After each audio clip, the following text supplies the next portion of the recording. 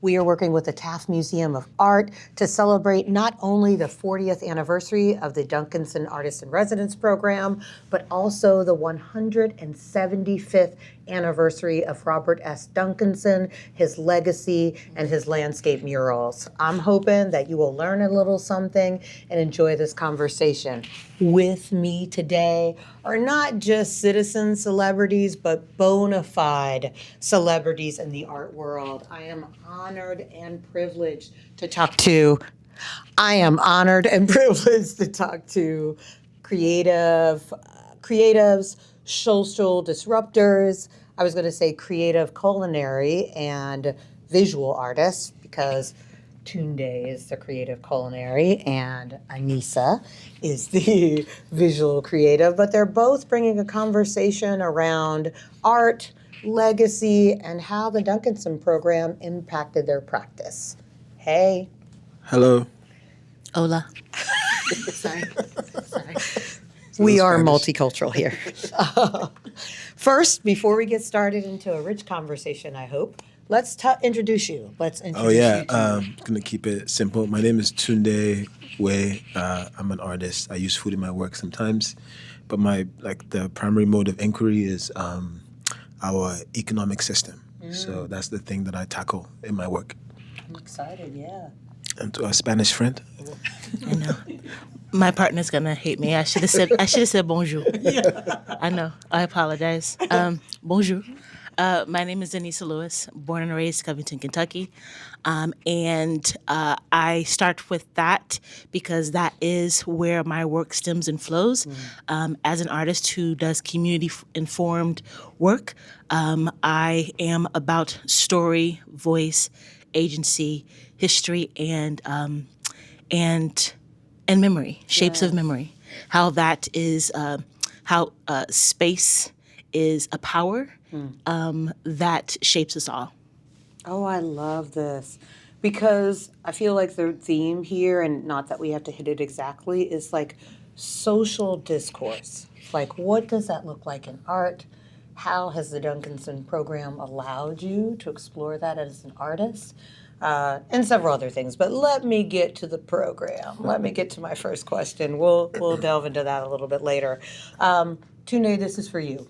Looking back at your time as a Duncanson artist-in-resident, it was 2024, correct? Indeed. Yeah. Tell me a little bit about what experiences and insights stand out that ultimately shaped you as an artist. Wow. I think, well, it's super personal. My mother had passed away the year before, and I'd been working on a project, a film project, for a really long time. And I was fed up with the project. I was looking for, I guess, a different way to express myself. Yeah. And I applied for the residency, and I applied for another residency, and I got both of them.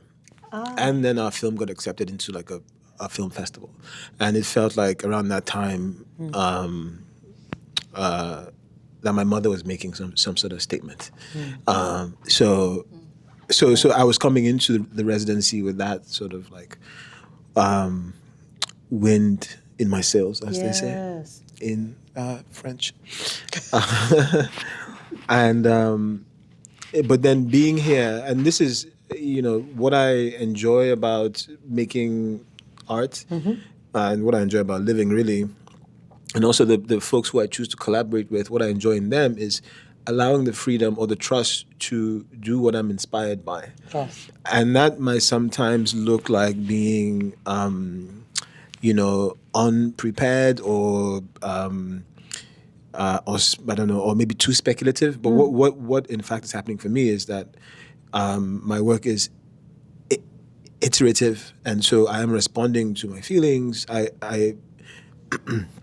if I'm doing work, say in Cincinnati, and I have sort of shared that work with the folks at the Taft and Duncanson. Yeah. But then I wake up one morning and I feel inspired to talk about my mother in that work. I need the space to do that, right? I appreciate that, yeah. And these folks, they're behind the camera. So, but they allowed me that space, and they also provided me the institutional support, the emotional support, to just do some stuff that was frankly unconventional, without like challenging the idea, but challenging me to think deeper about how I wanted to show up. And that's just, that means a lot to me, and that means a lot to my practice, because there are many times I think in an art practice or even in life where there are these like valleys or something. And for me, how I get through those, I recall the times where I won, and where I won in ways that I describe as winning. Yes. And one of those times was being here. And so, to answer your question, how it has informed my practice is whenever I feel that possibilities might be limited for me, I remember the times where they were expansive. Ooh. And the Duncanson was one of those times. I love that answer. I appreciate that in so many ways because it speaks to the legacy of Robert S. Duncanson. Can you imagine coming here as an African-American artist in very transitional times and bringing your gift and using it as an act of resistance in the only way that art can be a lot of times? So I appreciate that. This is for you both. What sparked your interest as an artist? How did you choose your medium, and in choosing that medium, how did it take you on a creative journey? I trying to compact it because so much about art is identity and just how you move and navigate in the world. So there'll always be these defining moments that kind of, go into the crucible, and then you come out the only way that you can come out. Right on. So long story short, because of, this goes back again to community, is that because so much had been poured into me, that I knew that wasn't normal in how I was in the community where I grew up, that resources were given to some and not to others, that I just felt very important to honor that gift, to honor that love and that care, from my community. And so I knew in my, having gone to college and gone to grad school to get my master's, they were set up and they operated in two totally different ways. Whereas my undergrad was very much about us learning and being together, and grad school was so not. It was very much traditional. Like it was a runway to New York. And that was where I didn't have the language, but I knew I didn't make sense there. And so it wasn't until that I had moved to Philadelphia after grad school where it was very much my coming of age story, where I got to see art and community live in a way that I had never before.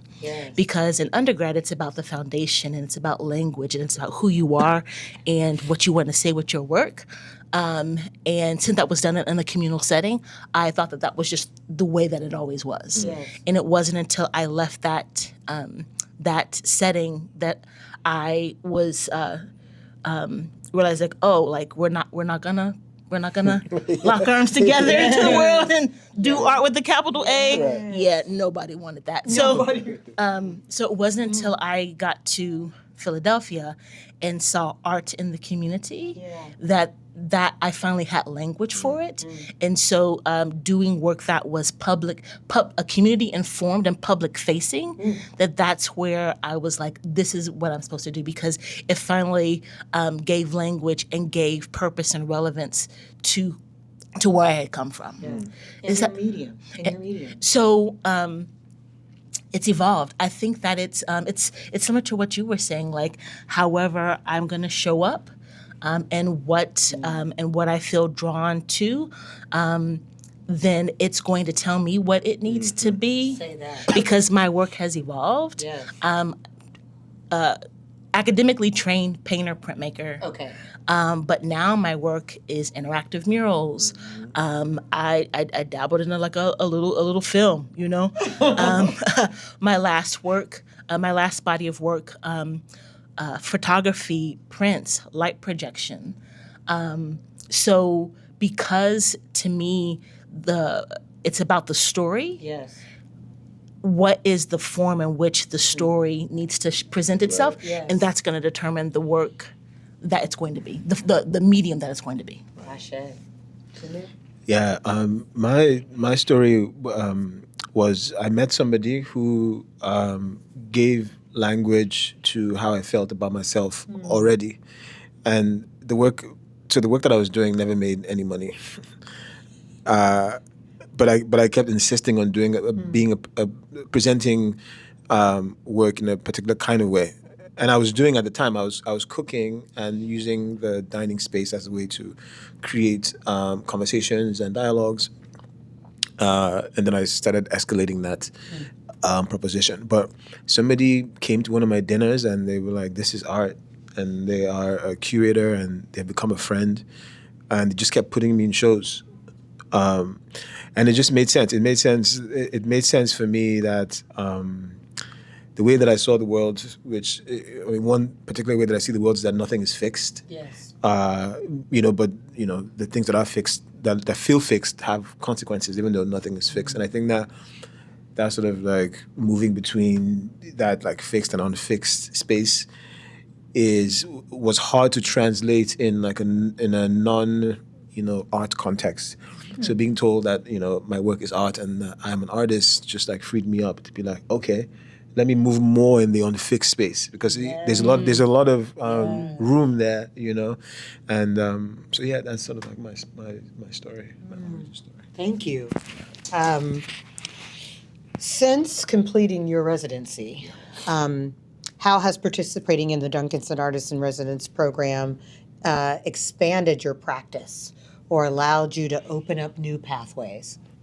I think, like I said earlier, this space was very generous. Yes. And it became a joke during my residency, but it was a reflection of the generosity of the residency, where they were like, I think maybe this was the first culinary artist in residence. Mm-hmm. Yeah, Yes. I was the first. But then I was, I was called an artist. I'm sorry, a chef that didn't cook.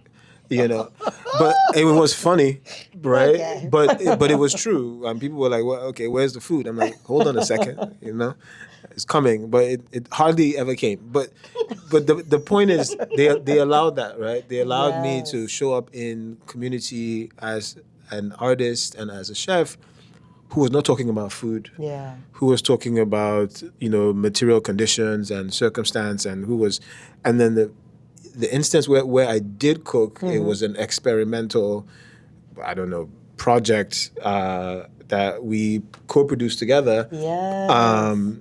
And so that memory of what expansive possibilities are is something that I take with me. And so I think right after my residency, right after my residency, I did one more food thing, and then then I took time off from food, and the project that I did, like leaving food, was I was singing on stage, right? I mean, but I think that's like a direct, the idea that there is a story that needs to be told, and that you let the story, tell itself through you, as opposed to put yourself into a category or a medium. I think that is how the residency has really like inspired and affected my work. Yeah. This is for both of you. Share a few of your most significant influences to your voice, and in what ways have they helped shape your approach or your perspective? I want to be Zora Neale Hurston when I grow up. Yes. Yeah. Only if Yeah. I can be Octavia Butler. All day, done and done. Done. Yeah, between Zora Neale Hurston and Nina Simone. Yes. I just think that because she was an ethnographer, Yes. she went to where the story was. and she leveraged her platform and her access for those voices. Yeah. Done and done. Like, and so because the power of story is just the story of humanity, and it's just where there is such power. I'm just compelled, absolutely compelled. Nina Simone, I don't, say less. Like you just you're kind of done after you say her name. Drop your mic. Please don't. We're done. but like the craft of storytelling. I think that, and then bell hooks. Yes. That story as teacher. Yes. Those there's so many there's like those three are just the pillars, because like in the sum total of that work, like it's a lifetime of study. Yes, ma'am. To just that kind of lays out a practice of thinking, feeling, and being. Ooh, I got a little chills from that. I think for me it depends on what's happening. When I meet people who make art or don't make art, I'm inspired by people who just do like bold and irregular things. They don't have to be big. I remember even before I even knew I was an artist or called myself that, like 10 years before, I wanted to go back to school, and I applied to art school in Chicago, and I was doing I was going through the studios at the SAIC of the grad school studios, and there was this, I can't forget it. I walked into this studio, and the artist wasn't there, but she had a mannequin, and there was a dress on the mannequin. It looked like a wedding dress, like all white. And she had sewn grains of rice throughout the dress, like the whole front and back, everything. Every part of the dress had like rice sewn into it. And she's from Asian culture where rice is important. Yeah. And when I saw that shit, I'm like, excuse me. When I saw that, I was like, wow, this is like exactly what I want to be doing. Yes. I want to be doing something that means absolutely everything, but also means nothing to the current system. Like, what does a rice dress mean? Like nothing, but it also means like everything. Mm-hmm. And so people's work, people's ideas inspire me. Yeah. That's powerful. So much of the work that I believe artists do is seen as wayfinders, and yet it is carrying on legacies. So it's like this dual lane of like work, leading those who are still discovering while also following the pathways of those who started before you. That's so beautiful. Okay, next question, Tunde. Why do you feel programs like the Duncanson Artist-in-Residence Program matter today, and how does their mission intersect with your own artistic value and journey? I mean, the only thing that's a shame about the program is that it can only take like one person. Yes.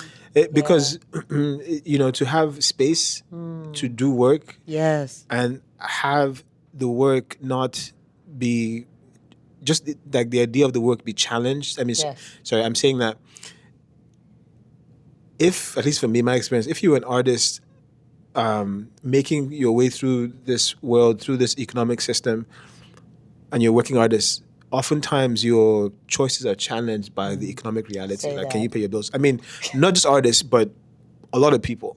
Yeah. But there's something about maybe being an artist that just feels a little more crazy in this time, especially when things are financially precarious. People are like, what are you doing? And, so having that space, and by space I mean like the material resources, the money that they give you, which is generous, the place to stay, then the institutional supports that surrounds you, with the education department, at the Taft, with Kareem himself, helping you produce, think through, experiment with work. I mean, who doesn't need that? Everybody needs that. Whether you're an artist or not, like everybody needs that. And so I think the Duncanson is impactful in that way. and how does it how does it intersect with my ideas of Yeah. yeah, I think people should be comfortable. Yeah. And I was very comfortable here. So whatever it takes to make people materially comfortable. I'm not saying people should be living in luxury or anything, but luxury is good. Luxury is good. But to be comfortable, Yeah. to have no worries about paying your bills, about to have space to think, to have to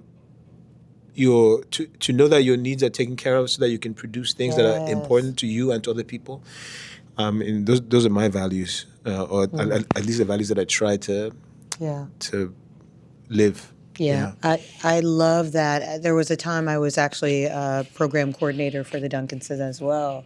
And one of the biggest aha and, like moments was just how dedicated they were to this work and to carrying on Robert S. Duncanson's legacy, not just by words, but by deeds. And so that idea of making space to be not perfect but purposeful is a beautiful space to sit in. That's a word. Using your artistry as a medium. For both of you, can you walk me through your creative process? How do you develop, your ideas and your craft? This could be a long answer, but yeah, but yeah, break it down. Break it down. Part research, Yes. part timeliness. Yeah. What you're experiencing and what you feel called and compelled to. Yes. And then being in conversation, because the process itself is a very Yes. solitary thing. Yeah. But I think that, again, it comes from how you feed the well. Yes. And I think that being receptive and open is just so huge. Yes. Because you're bringing things in, internalizing them, and really wrestling with a lot of ideas. And then from there, being very vulnerable Yes. and letting something shape you, because that's a very scary thing. And then from there, trusting the process and trusting the craft to make and to engage with material. Yeah. I think that part of one's creative process is about play. Yes. And is it joyful? Because there's so much wrestling that does happen to kind of like really dare to be clear and dare to be open and honest about what you're putting, because that is the one thing that you're responsible for. Yeah. You're not responsible for how it's received, Right on. but you are responsible for how it is made. Yes. And the thoughtfulness and thoughtful FULL-ness that goes into it. I know that I was talking about that you are not responsible for how it's received, Yes. but you are responsible for, what goes into it and the Yes. making of it. Yeah.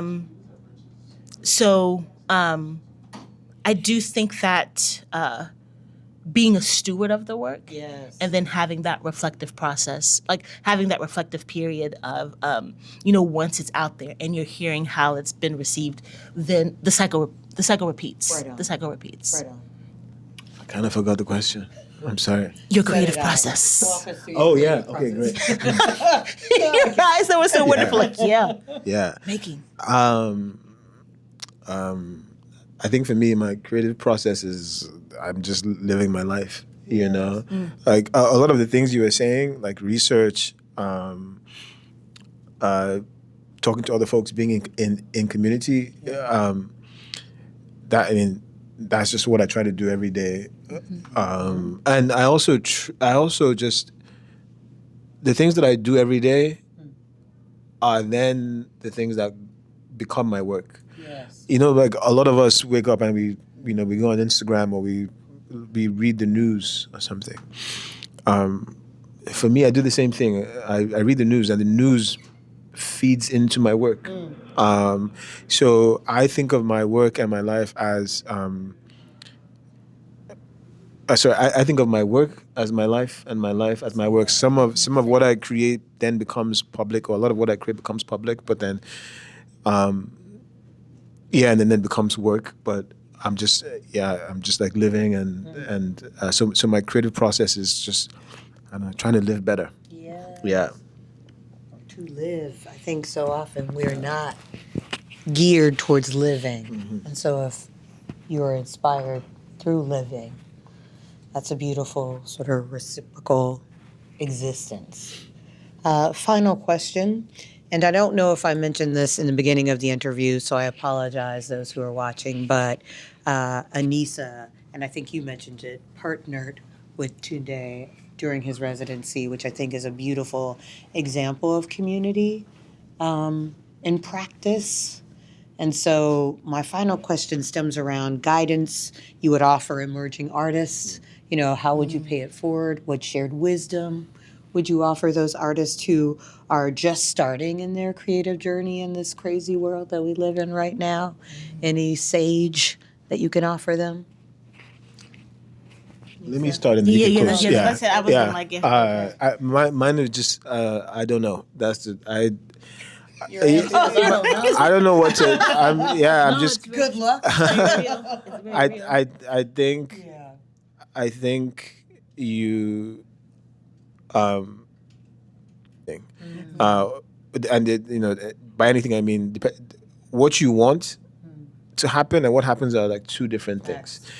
But you just keep doing what you believe in, and then you get lucky enough to meet people that support your work. Yeah. You get lucky enough to meet people like the Taft, like the Duncanson that like uplift you. But that is not that's not guaranteed, right? Like unfortunately there's only one artist in residence a year, right? So I think you just keep that's the advice. You just keep doing work that you believe in and keep trying to find people that believe in you or the work and that will support you. I think that's all I have. Okay. Annissa? Maybe we should just end with Tunde. Throw your mic. No, don't throw your mic. The reason for my hesitance is just, like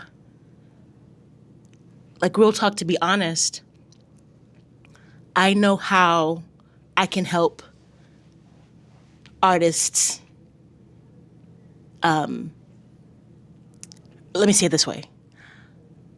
My thoughts and my suggestions and beliefs are set on a particular time and expectation, and the way that the world was set up at a certain time.